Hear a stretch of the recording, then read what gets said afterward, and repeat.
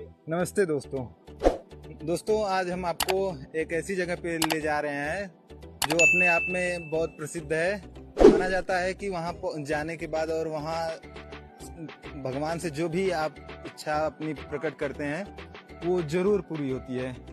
तो चलिए चलते हैं, आपको उस मंदिर पर ले चलते हैं और वहाँ का इतिहास क्या है, कैसे है, चलिए तो चलते हैं।